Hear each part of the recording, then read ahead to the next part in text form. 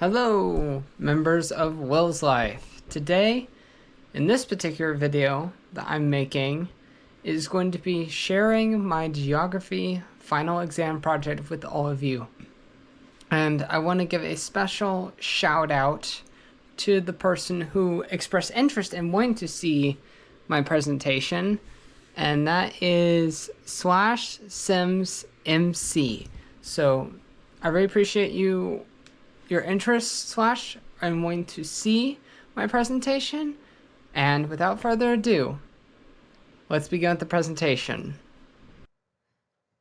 South Asia has a very high population density.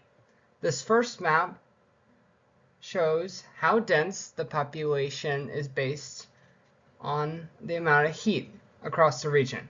For example, where the map is more bright shows that there are not as many people living in those areas in comparison with the dark red areas closer to the Himalayas. The reason for the darker colored areas is closer to the mountains, show that the people use the water from the mountains, aka the Himalayas, for growing food and to survive, which leads us into our next map. This map shows the terrain in more depth of South Asia. It shows that there are a lot of rivers that flow through the areas of highest population.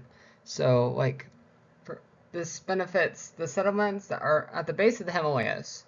However, for settlements like Bhutan, the climates are colder up there, which causes rainfall to occur.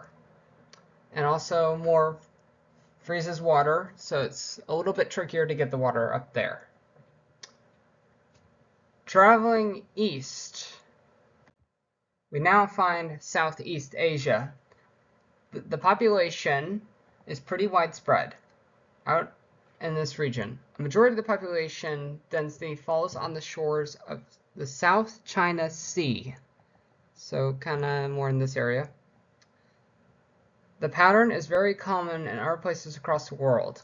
From places like Italy to Jefferson City, Missouri, population density is the highest where there's a source of water close by. Up next, we have a very important map. This one shows what areas are more vulnerable to the impacts of climate change. You can see the darker colors are more vulnerable. This includes areas such as the Philippines, Cambodia, and small parts of Laos up here, and Vietnam. You can even see kind of more towards the south and eastern sides of Southeast Asia as well. Now, let's take a boat ride back to the mainland and catch a taxi to head to our next region, East Asia. Here, we can see a map with all different types of people. You can even see that East Asia has mostly Sino-Tibetan people. So that would be kind of this region right here. Or actually, no, it would be right here. However, there are areas where people like Indo-European can be found. In fact, East China is not the only place we see this kind of cultural divide. Comparing Iraq and Iran and Saudi Arabia, which we'll see later, we see some very similar types of people who live in those areas. From culture to weather, we have a map of what the weather is like on a particular Tuesday. I don't know what Tuesday is across the region. Up north, we have the colder temperatures. As we travel south, the climate gets warmer and warmer. Temperatures rise as we get closer to the equator line. Time to leave East Asia and make our way to take a flight and travel to Latin America. This region, which is very similar to Southeast Asia, has a majority of its population near the South Pacific Ocean, with the exception of Mexico. So this would be where normally the South Pacific Ocean would be. So you can kind of see along here where the dark red is, it's kind of higher population, as nods to China and Southeast Asia, where the settlements are closer to water. You can see that some parts of Panama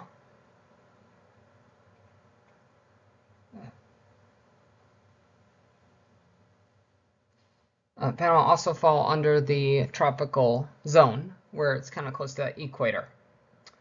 Towards the southern tip of South America, we actually have, oh, sorry, I actually jumped the curve a little bit. So yeah, Mexico City has a little bit higher, denser population, even though it's not close to water. It's kind of higher up. Okay, now we're kind of talking more accurate. So you notice a great majority of this region is the tropical rainforest, which happens to be the Amazon and goes through the Amazon River. Similar to Southeast Asia, the equatorial line runs through the northern parts, kind of this area up in here, through that part of South America. You can see places like Panama fall kind of under this tropical zone, and which is close to the equatorial line. Now, surprisingly, I didn't know this until I came across this map. Towards the southern tip of South America, we can kind of see like a little bit of black color, and that is representing for the mangrove forest. This type of forest actually helps prevent erosion. Mangrove forests are more common down south. It's on this little western tip here. You can kind of see, I'll outline it for you guys. And then I think this little island has it too. Okay, leaving the mangrove forest behind, we now travel to a more drier region where the heat is more extreme, known as the Middle East. This includes areas such as Turkey, Iran, Saudi Arabia, and parts of Egypt and Sudan. Very similar to South Asia, most of this region is desert, like in Saudi Arabia, Iran, Iraq, and some parts of Egypt and Sudan, as well as a little bit of Turkey.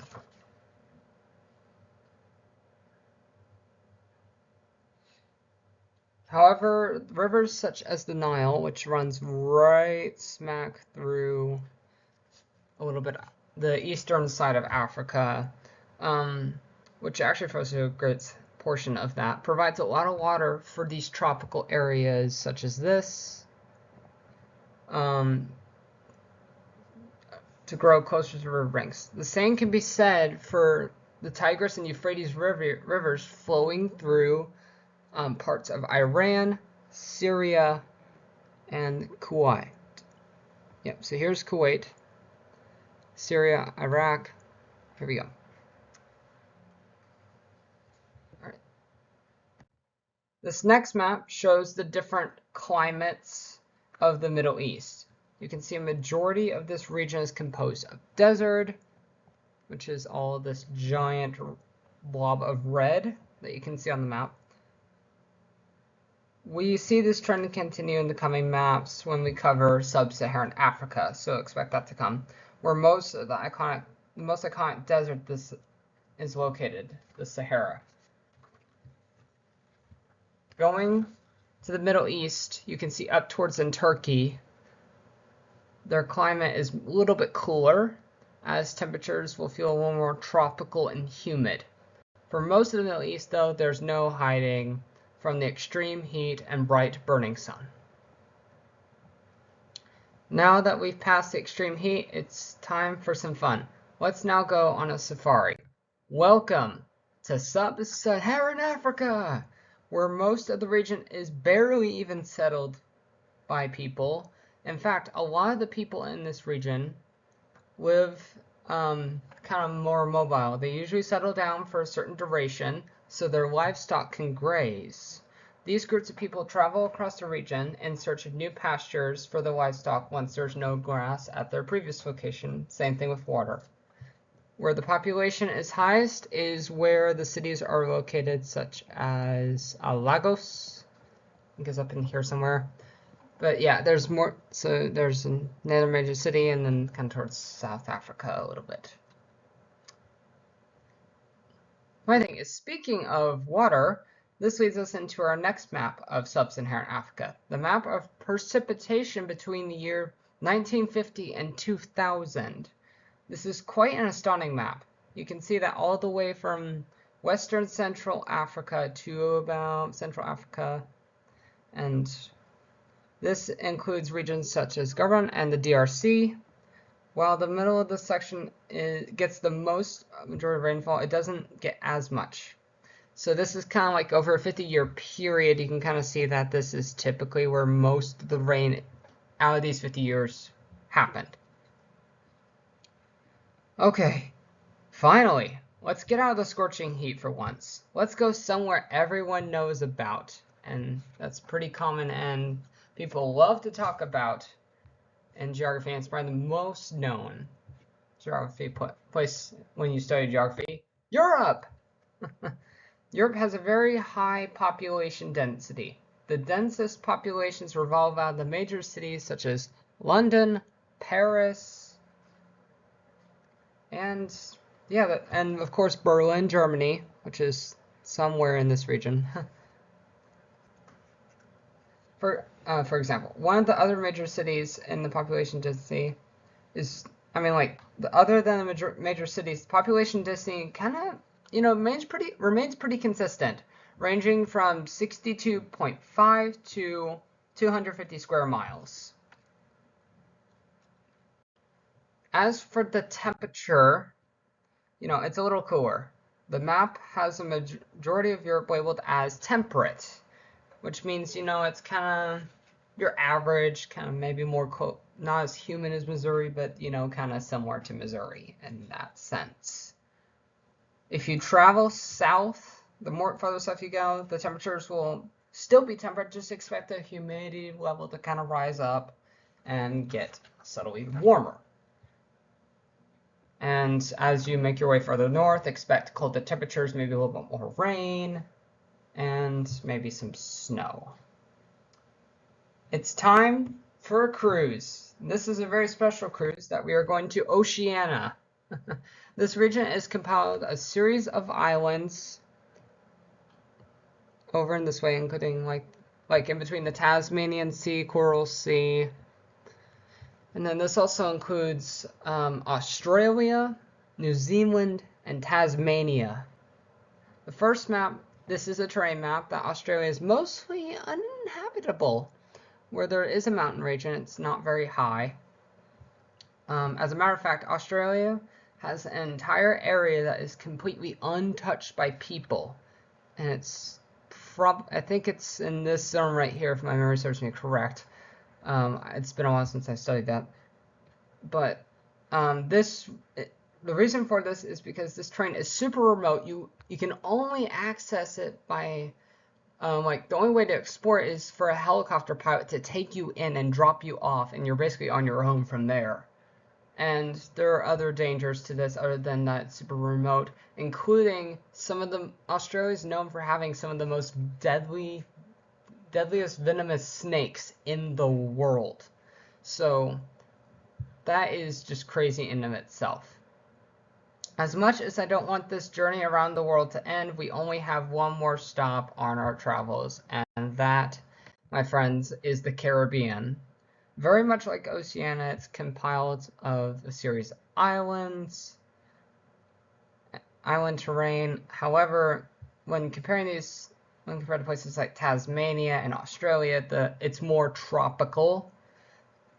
So there's definitely some tropical areas in the Oceania, don't get me wrong, but like when you compare the Caribbean to just Australia has a lot more deserts, more dry. This is more tropical.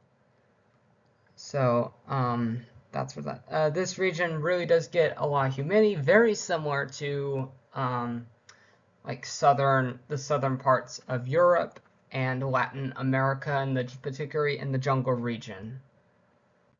Well, that concludes our adventure across these 8 regions. These next slides are for all of the sources that I found. So we have the sources for Southeast Asia, South Asia, East Asia, Middle East, Sub-Saharan Africa, Europe, Latin America, Oceania, and the Caribbean. I want to thank you all for coming on this journey, and keep on traveling.